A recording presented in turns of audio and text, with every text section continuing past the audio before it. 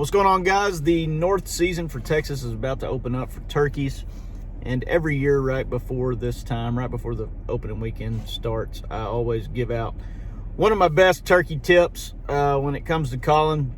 And last year I did my fighting purr on the slate, and some of you guys wrote me back in afterwards and were saying thanks so much, because once they figured out how to do it, it worked. And for me, it's always been a killer, man. That sound for me has been the demise of many birds, hundreds of birds. With clients have I closed with that fighting purr, because if they are an aggressive bird at all, they can't stand it and they'll come in. This one is that I'm gonna give you today. It's definitely my go-to for a hung up bird.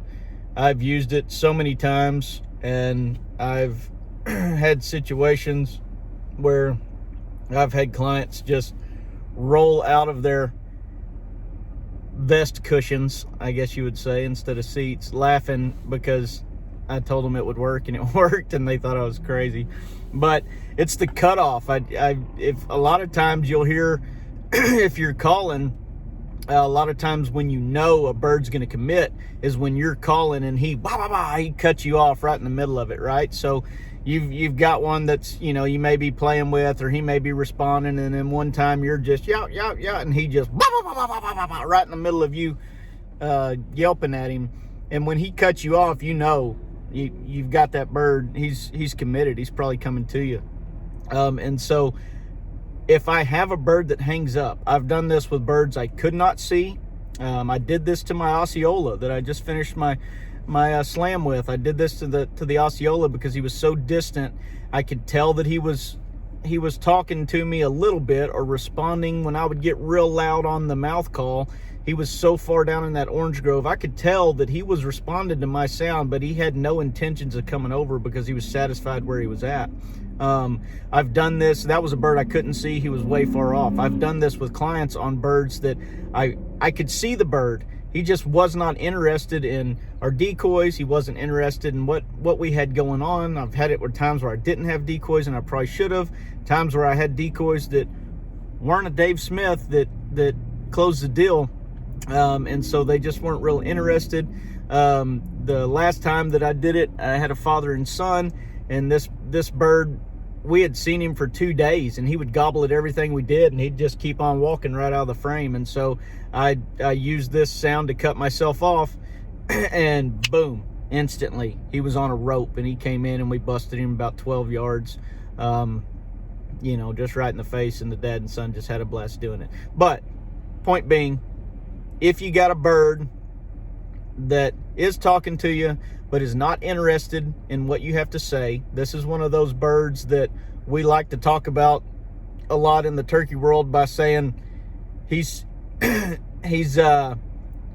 satisfied where he's at. He's standing his ground and saying, you know what, I'll let you know I'm here, but you come on over to me. I'm not coming over there to you. You have to be able to throw him something that entices him enough or pisses him off enough to get him to commit to your actions. And for me, this is how I do it. So I always have the slate with me, because I got to have that purr. I am not good enough purring on a mouth call to make the actual fight purr. I can purr on a mouth call, but I've got hundreds, probably thousands of hours of playing with birds and sitting within spitting distance of Toms and Jakes attacking my decoy, listening to their fighting purr, and I know that my mouth call does not make that sound when I purr, but my slate call, I can get it almost identical to that. So I've always got this with me. And then you got a mouth call. This is just a Tom teaser I found laying in the truck, so I have no idea what it's about to sound like. I'm a Woodhaven guy when it comes to calls, and I just my buddy David Ellis, Yacht, he's got his calls out, and just really found out that he had those calls out, so I just bought his whole collection off of Houndstooth game calls yesterday, and they're supposed to come in this week, and we're videoing some hunts this weekend, so I'm hoping they get here before I head out, because we're going to drop some birds with those.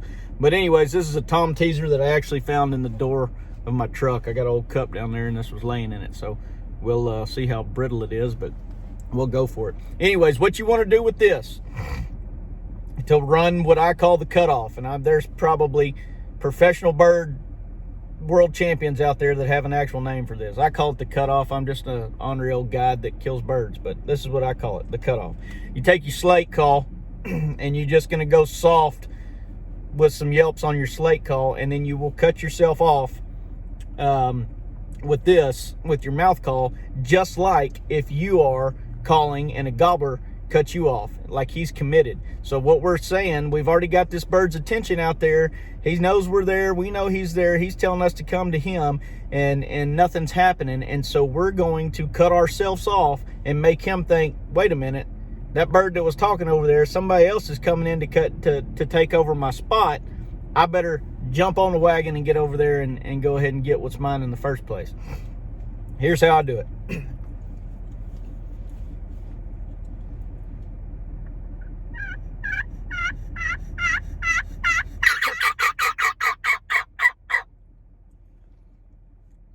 That doesn't sound great. Anyways, you get the point. I'm going to go soft and kind of pick it up on my slate call, and then about 4 or 5 strokes into my slate call, I'm just going to come in real heavy and hard and cut myself off with the mouth call.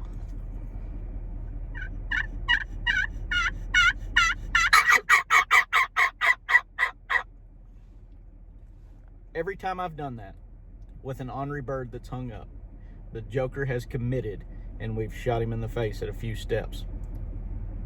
I don't know if it'll work for you. It works for me. It works for the clients that sit around the decoys with me.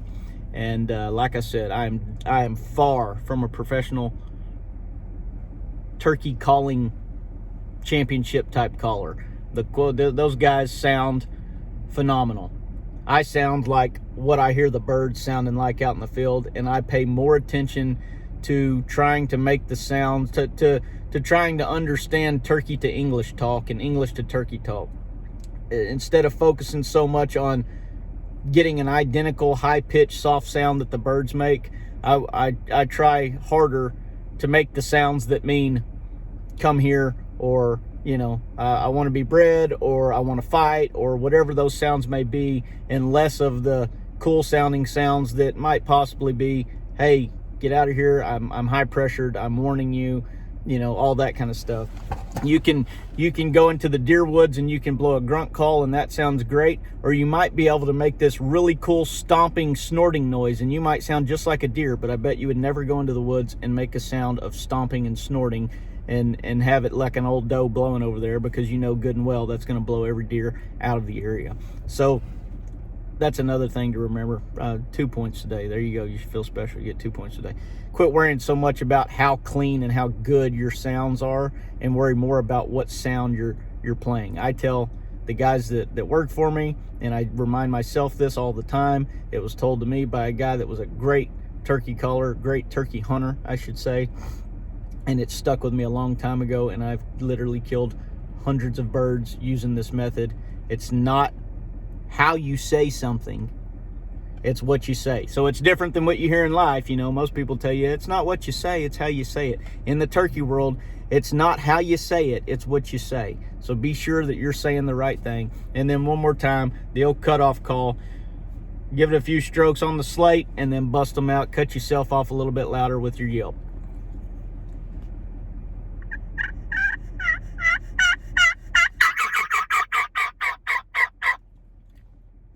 That's it. That's the cutoff call from Blackwater.